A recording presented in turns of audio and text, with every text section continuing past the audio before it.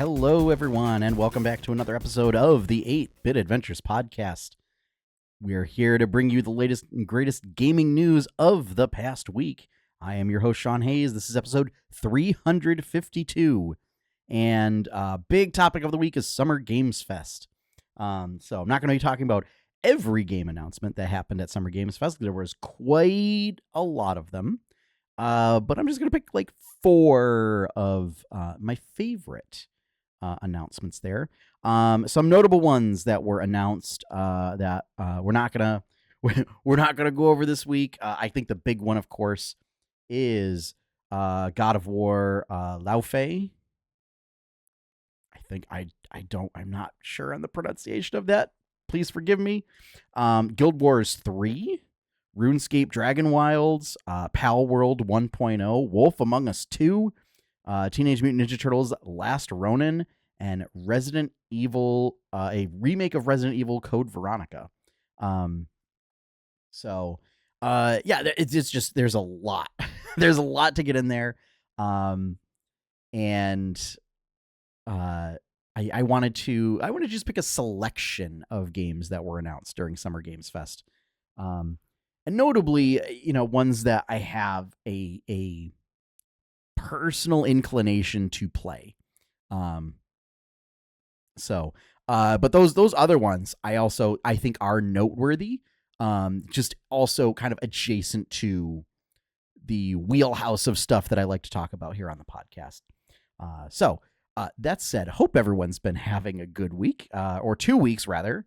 So apologies for no show last week. It was bedtime woes with the kiddos. But made sure to have topics done so that we have stuff to talk about. And boy, oh boy, do we have some stuff. Really, really excited for some of the things to talk about. In particular, we also have a review this week. I have been playing a Mina the Hollower, so stick around for that later in the video. Later in the podcast, in the video, however you listen to this or watch it. Before we get into that, why don't we get into this week's topics out of Summer Games Fest 2026.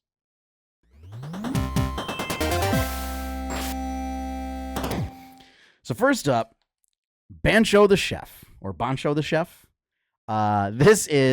It's a prequel to Dave the Diver, and I hope they continue this trend. So you have Dave the Diver, Bancho the Chef, and then I don't remember his friend's name, but essentially who's like the investor.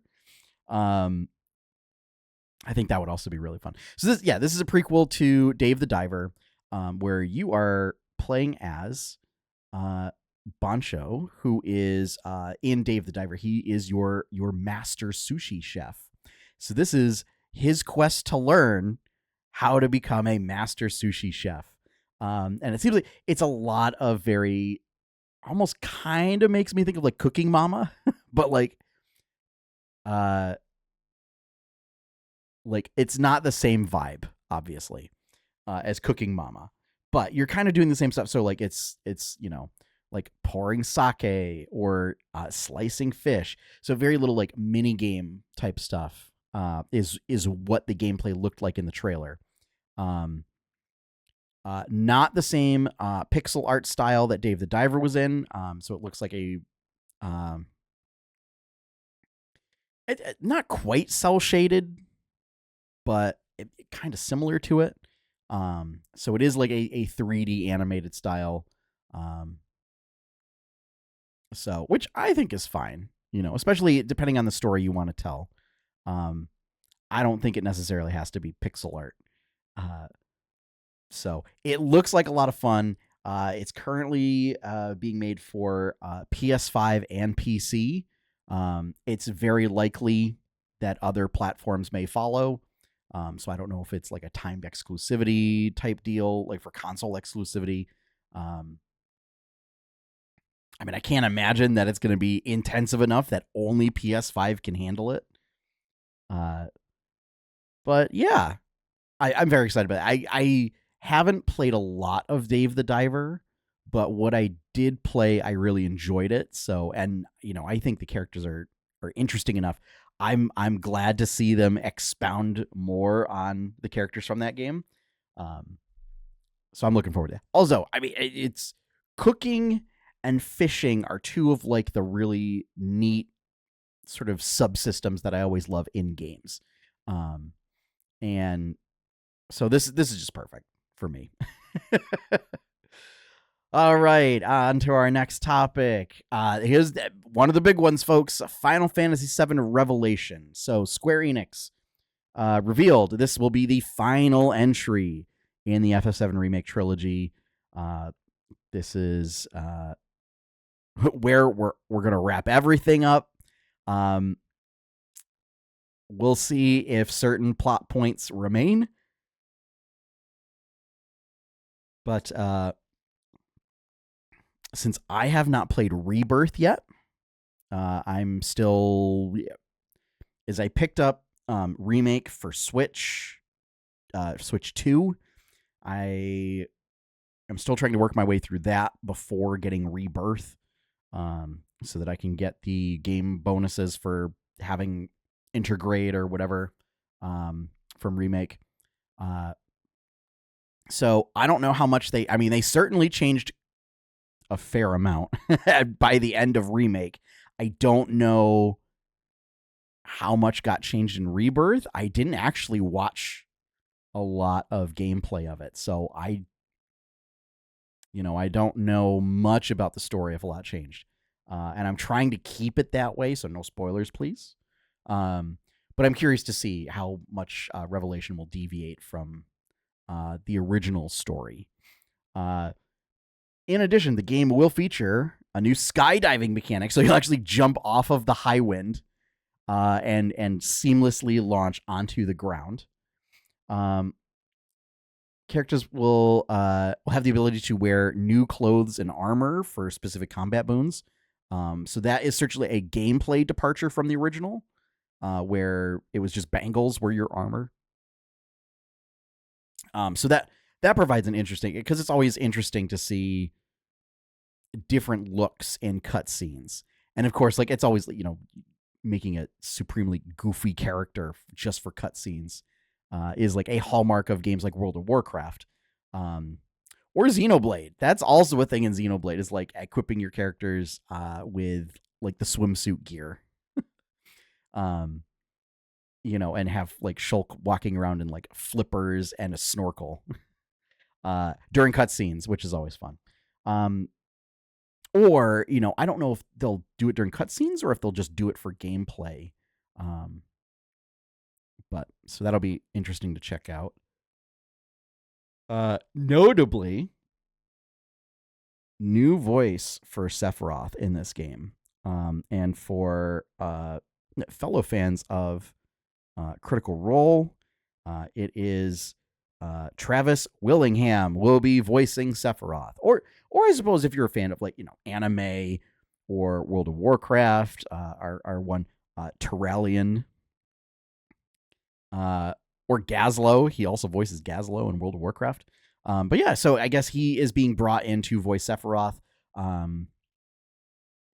A bit unclear as to if there's like a lore reason for it, or if it's just a simple recasting. Perhaps a negotiating for more or less money. But the other thing that's of note for this game is it is going to launch on all platforms simultaneously. So no more PS5 exclusive, no more PlayStation exclusive for Final Fantasy. And that includes Switch 2. It is coming to Switch 2 same day as Xbox and PlayStation, which is, I think, huge. I think it's really huge of the fact that like Nintendo's being included in these multi-platform releases now for Final Fantasy. Really excited for that. So, as an aside, so to tie into the release of this, so this is coming out spring 2027.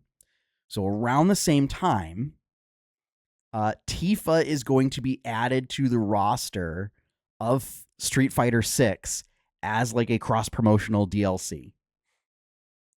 I think that's great. I think Tifa's a natural fit for Street Fighter. It's what she does.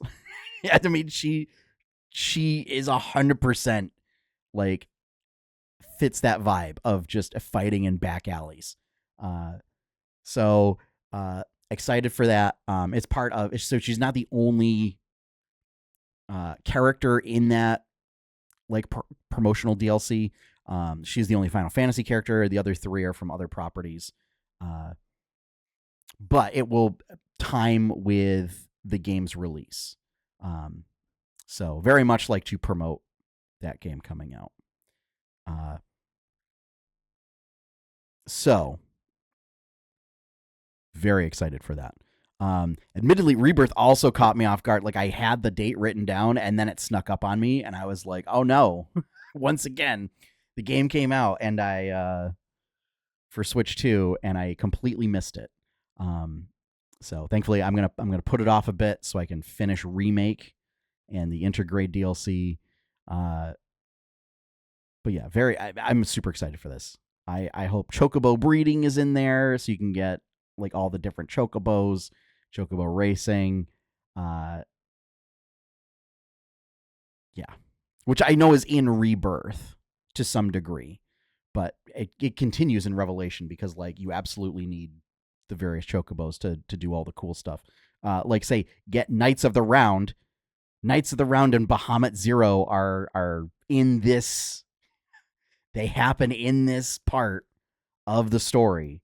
So very excited to see how Knights of the Round shapes up in a modern style.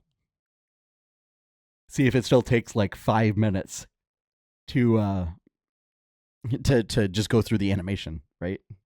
I know, don't at me. I know Survivor or Summons work differently in the remakes, that they don't do like just a cutscene, that they actually summon a thing that fights for you.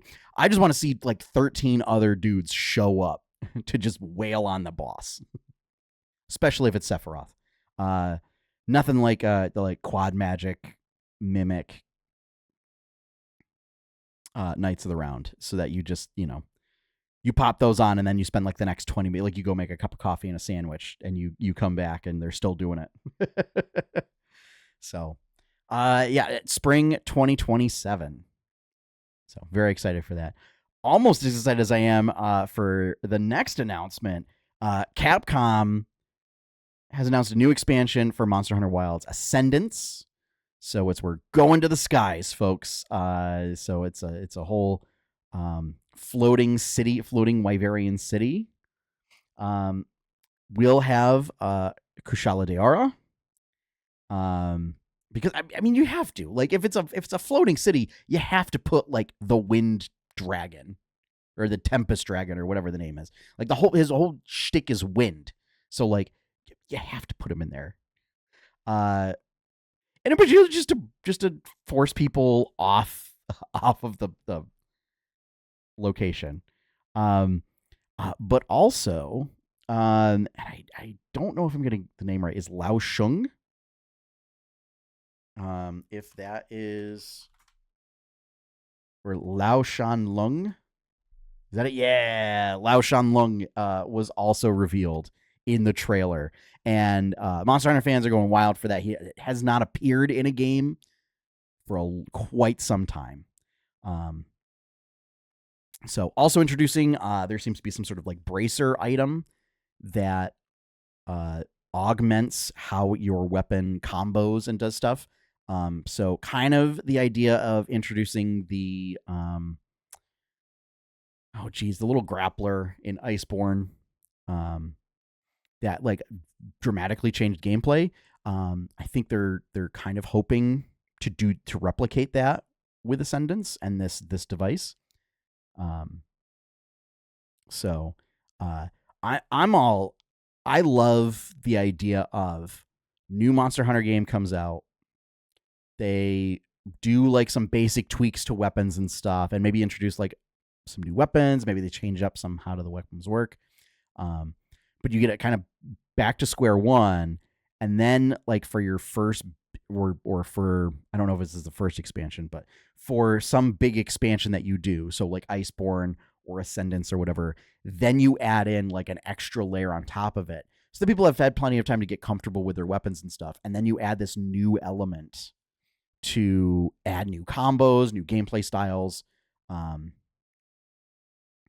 So very excited to see that. But the most exciting thing is that Capcom said development of a Switch 2 version of Monster Hunter Wilds is happening. If you had told me this game was coming out for Switch 2 when it initially released, I would have said no. It's not. They're not going to do it. Mostly because of the performance issues, like even with PS5s. And I don't know if those performance issues are still happening. When I heard about how poorly it was running on a lot of PCs when it first came out, I was like, that's okay. I'm going to pass on this because, I mean, my computer is now close to 10 years old. Like, it's still got a 10-year-old processor, motherboard. It's got a 1080 Ti. So, like, I guess it could be worse. I don't know how much worse it could be compared to modern machines. But I was like, I'm not even gonna chance it with how poorly this is running on like apparently newer machines. So, so if they can get it working on Switch 2 and run decently, that is out of this world for me. So, because Monster Hunter Wilds is the game that brought Lagiacrus back to Monster Hunter. And as someone who got brought in during the Wii era with Monster Hunter Tri, Lagiacrus is like, for me, like the flagship monster. So like, I know it's like, Rathian and Rathalos are like the ultimate ones, because like they were, the flagships for the first game. When you have Fatalis, in some of the more, admittedly, there were some pretty interesting ones in the PlayStation era, which are also which by the way are coming back in Ascendance. But Lagiacrus has been kind of a fan favorite for a long time and was supposed to come back in World. And there was something happening with the skeleton where it would just absolutely bork out and flail around everywhere and just not respond. And they could not get it working. And so brought him back for Wilds. And it's killed me to not be able to experience that in like a more modern Monster Hunter. So Capcom pretty pleased. But it shows that like Capcom believes in the system because they're releasing so much for Switch 2. It's again it's unreal. So yeah, Switch 2 version is in progress for development. So no word on when it'll be released. But yeah, I love Monster Hunter. It's so good. It's my jam. It's just big monsters. And like at this point, I don't even do a lot of the weapons. It's just like I just do bows. Only bows. Sometimes hammer. So yeah. And then I didn't look up the date for Ascendance. Let's see. Monster Hunter Wilds Ascendance release date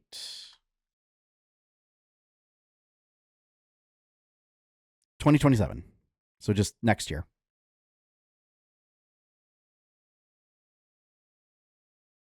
So no precise release date yet for Ascendance. Now, our final bit of news this week, before we get into our review of Mina the Hollower, is, that's right, folks, Vampire Survivors once again in the news with a new expansion, Legacy of the Bloodmoon. This is being billed as a like an evil twin of the Legacy of the Moonspell expansion. So it'll feature new characters, new weapons, new evolutions, another extra large stage, new music to accompany it. But also, in that same announcement, which, like, already great, more Vampire Survivors content, already great. There were some, like, kind of more business-oriented announcements in that Poncle is now opening a studio in Japan to work with Japanese developers. So that's pretty cool. They're successful enough that they're opening a new studio, or like a new division. And they are changing the name of Vampire Survivors to Vampire Survivors First Survivaton. And they're using Survivaton as like its own brand, where it will be Vampire Survivors and related games that spin off of that survival gameplay into kind of its like own, I guess, like marketing brand, to just signify that, like, these games are all kind of related gameplay and lore wise. And in true Poncle fashion, Survivaton is technically, it's a pun of survive a ton, which is what you do in those games. So yeah, new Vampire Survivors content, which is always good, always good. So yeah. So that's it. Just to round it out with some Vampire Survivors news, and Poncle's great. So I'm sure this will also be very cheaply priced. I still think that they're underpriced for what you get, but that's just me. So that is going to wrap up our news out of Summer Games Fest 2026. As I said, there's a whole bunch of other games, so go check them out. I know the God of War one in particular has been drawing a whole lot of, I hate to say controversy, because there's a certain demographic that keeps bringing it up. But it's the fact that it's not starring Kratos, and instead you play as Laufey, his wife, from the underworld. So that seems pretty interesting, an interesting twist on the God of War genre. But enough of the news. It's time to get into Mina the Hollower.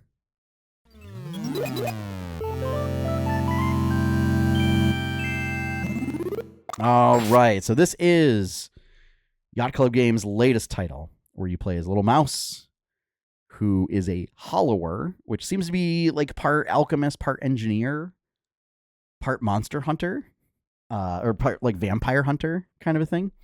And in similar fashion to Shovel Knight, continues with a pixel art style. But in this case, instead of doing like a 2D platforming, with cool gadgets type of genre, this is like top-down exploration, like overworld style game, much like classic Zelda games. But also like takes a little bit further. So like keys are a major thing, unlike Zelda, where it's, you collect keys for a dungeon, for like a specific dungeon. And you collect those keys within the dungeon. So like you are guaranteed to be able to figure out how to progress through, as long as you get those keys. Similar to Shovel Knight is you get, in this case, they're called sidearms, which are sort of like temporary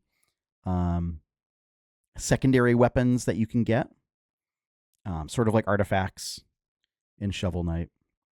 And then you can get trinkets, which are passive abilities, and you can scale up to unlock more and more trinket slots to have them active at the same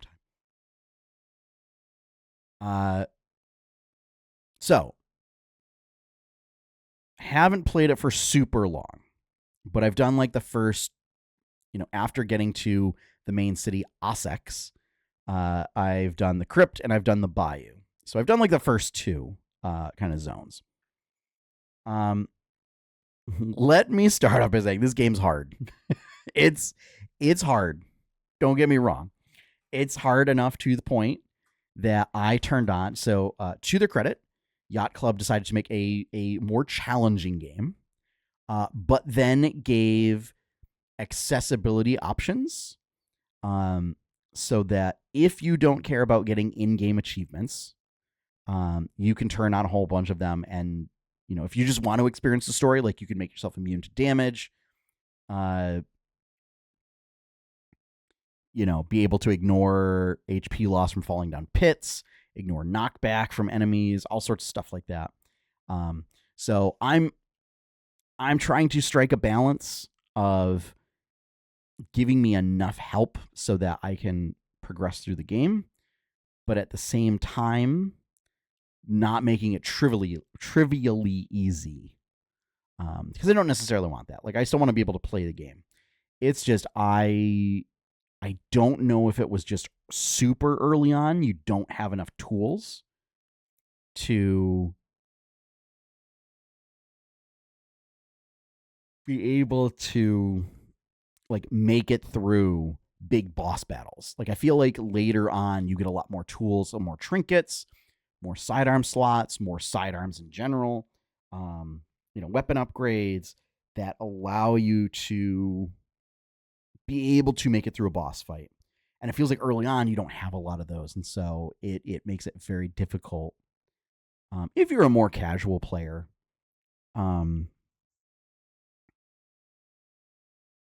to just make it through. So I'm not ashamed to admit it. I've turned on a bunch of stuff of like that when you hit enemies, you heal. So normally in the game, when you hit enemies, you build up what's called like a plasma meter, which is sort of like temporary health. Fans of Monster Hunter will recognize it as similar to when you have a like red health bar. So that is like recoverable HP. That's exactly what this is. So this is the hit points that you can recover from using like a potion vial or some other effect.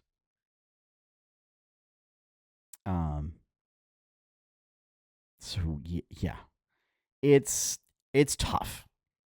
But at the same time, I feel like once I did those tweaks, like I was having a really rough time just playing it as is.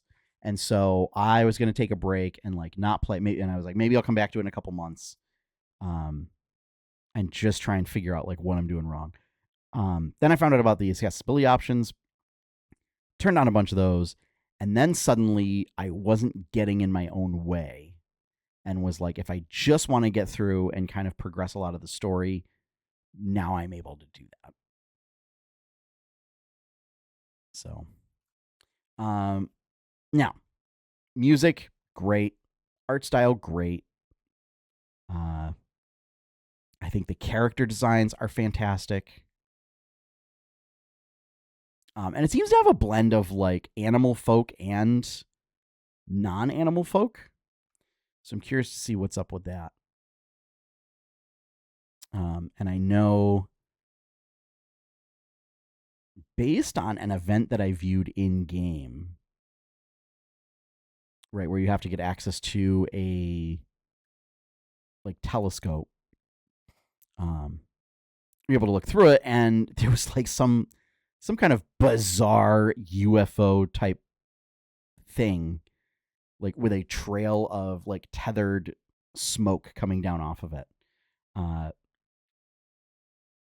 And that was just weird. That's kind of the vibe of the game. Is there's just weird stuff lying around, where even though the gameplay might not elicit horror, it can still have a tendency to like instill that fear, especially if you start like a boss fight or something, think that you've eliminated a bunch of enemies, but then it turns out that like, oh, you didn't actually eliminate them, and they're going to summon like 7 more. So now you suddenly have what went from an easy fight to there's way too many things happening.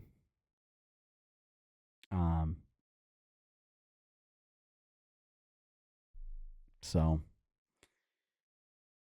in addition, there is no map. So it's up to you to figure out shortcuts, figure out, if there's any mnemonic systems to use for paths. And a lot of like the little mini game challenges really reinforce the idea of, using speed to do something. And so unfortunately,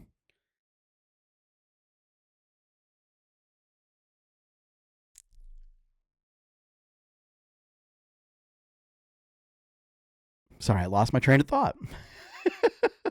That's unfortunate. The problem of doing the podcast this late at night. But all in all, this is a great game. I think it's well worth the price.